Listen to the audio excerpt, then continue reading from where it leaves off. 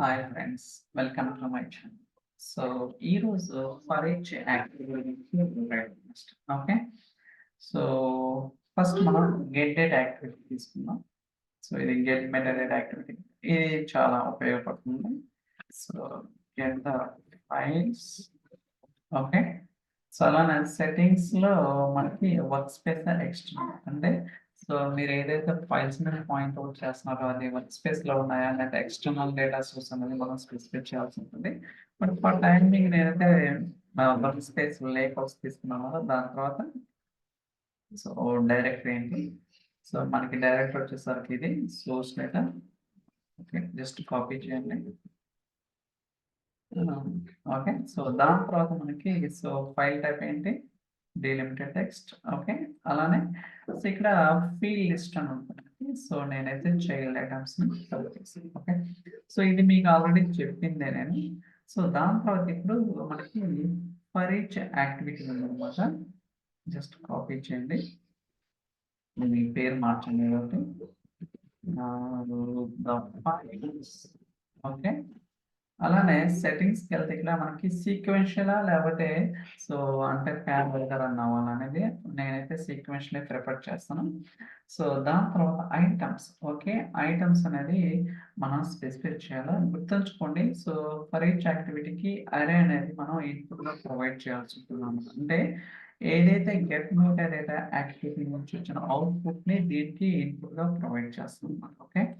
So, add dynamic content ఇక్కడ activity output ఉంది కదా! అవుట్‌పుట్‌లో మనకి చాలా ఉంటాయన్నమాట.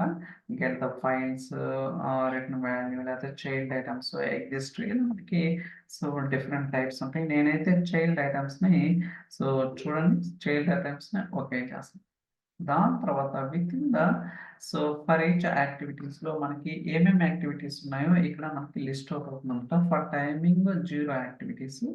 సో, మీరు రన్ చేయాలంటే ఖచ్చితంగా అట్‌లీస్ట్ 1 యాక్టివిటీ అన్నా ఉండాలన్నమాట. లేకపోతే ఎర్రర్ వస్తుంది. గుర్తుంచుకోండి. ఓకే. సో, నేనైతే వెయిట్ యాక్టివిటీ తీసుకుంటాను. ఓకే. వెయిట్. ఇది జస్ట్ డమ్మీ అన్నమాట. ఓకే. సో, కొన్ని సార్లు ఉపయోగపడుతుంది. Just wait. ఓకే. అలానే మనకి సెట్టింగ్స్‌లో సో, ఎన్ని సెకండ్స్ వెయిట్ చేయమంటారు అనేది కూడా చెప్పొచ్చు. ఇలా మనకేంటంటే సో, ఫర్ ఈచ్ యాక్టివిటీస్‌లో మీరు ఎన్ని యాక్టివిటీస్ అయినా యూజ్ చేసుకోవచ్చు. మేబీ లిమిట్ ఉంటే ఉండొచ్చు. Doesn't matter. బట్ మీరు గుర్తుంచుకోవాల్సిందేంటంటే నెస్టెడ్ ఫర్ ఈచ్ యాక్టివిటీ ఉండాలి. ఓకే. ఇప్పుడు ఈ వితిన్ ద ఫర్ ఈచ్ యాక్టివిటీలో నేను ఇంకో ఫర్ ఈచ్ యాక్టివిటీ నేను ఈ కాల్ చేయాలనుకున్నాను. బట్ ఇక్కడ డిజేబుల్ ఓకే. అంటే వితిన్ ద ఫర్ ఈచ్ యాక్టివిటీలో వేరే యాక్టివిటీ అనేది యూజ్ చేయడం కుదరదు. బట్ ఏడిఎఫ్ అజూర్ డేటా ఫ్యాక్టరీలో కూడా సేమ్ ఇదే కాన్సెప్ట్ అన్నమాట. బట్ మీరు ఎస్ఎస్ఐఎస్ తీసుకుంటే ఫర్ ఈచ్ కంటైనర్ అంటే వితిన్ ద ఫర్ ఈచ్ కంటైనర్‌లో ఇంకొక ఫర్ ఈచ్ కంటైనర్ అనేది యూజ్ చేసుకోవచ్చు. నెస్టింగ్ అనేది పాసిబిలిటీ ఉంది ఎస్ఎస్ఐఎస్‌లో.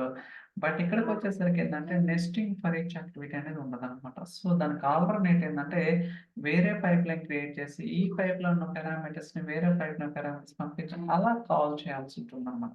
అప్పుడే మనకి నెస్టింగ్ అనేది పాసిబిలిటీ ఉంటది గానీ వితిన్ ద పైప్‌లైన్ అయితే నెస్టింగ్ అనేది పాసిబుల్ అవ్వదు. మీరు ప్రీవియస్ వీడియో చూసుకున్నా సరే మీకు ఒక క్లారిటీ వస్తుందన్నమాట. ఓకే. వాటి గురించి గోయింగ్ ఫార్వర్డ్ మనకు తెలుస్తది ఏంటనేది.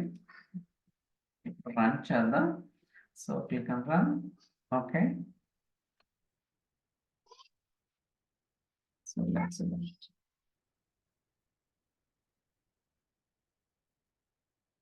రన్ అవుతుంది. Let's wait.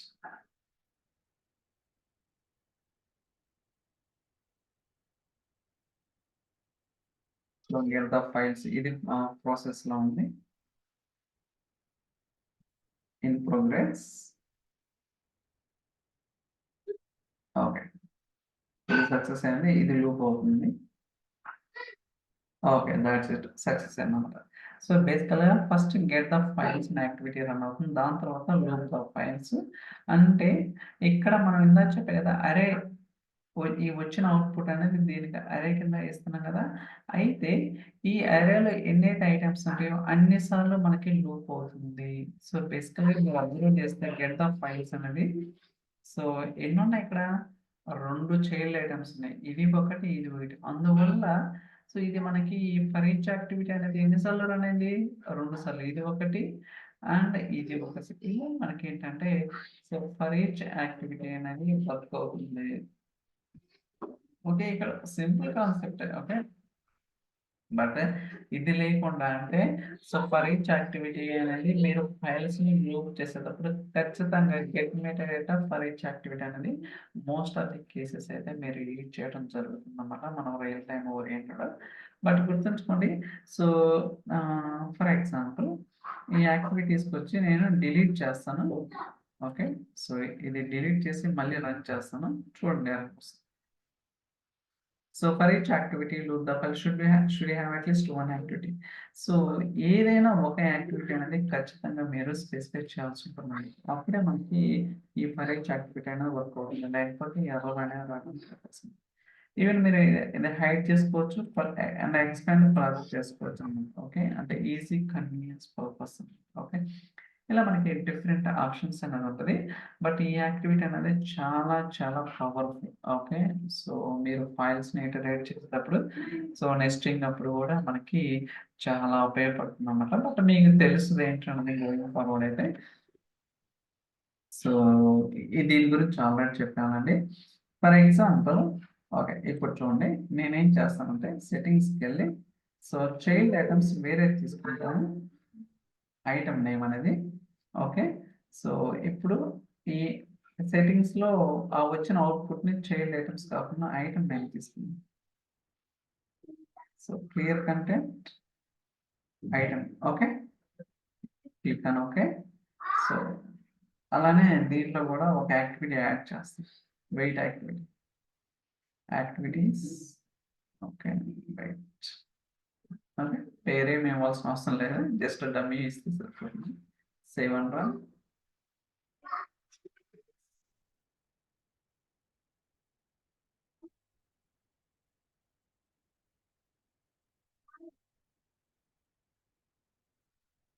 సో క్యూడ్ స్టేటస్‌లో ఉంది. Okay. Still XP. Okay. Success. ఏమైంది? ఫెయిల్ అయింది. ఓకే. ఎందుకు ఫెయిల్ అయిందో చూద్దాం. The execution of template action environment the result must be valid. Okay. So ఇప్పుడేం చెప్తుంది? Item name of type string only. The result must be valid. అంటే ఇక్కడ ఏం చెప్తుందంటే మీరు ఏదైతే ఇక్కడ అవుట్‌పుట్ నుంచి వచ్చిన అవుట్‌పుట్ వస్తుంది కదా! ఈ యాక్టివిటీకి దేనికి ఇన్‌పుట్‌గా ప్రొవైడ్ చేసినాం. ఏం చేసినాం? స్ట్రింగ్‌ని ఇచ్చామన్నమాట. ఓకే. బట్ ఇదేం చెప్తుంది? మీరు ఖచ్చితంగా ఫర్ ఈచ్ యాక్టివిటీకి వాలిడ్ అరేస్ అప్లై చేయాల్సి ఉంటుంది. అప్పుడు మాత్రమే మీకు లూపింగ్ అనేది జరుగుతుంది. లేకపోతే ఎర్రర్ వస్తుంది. ఓకే.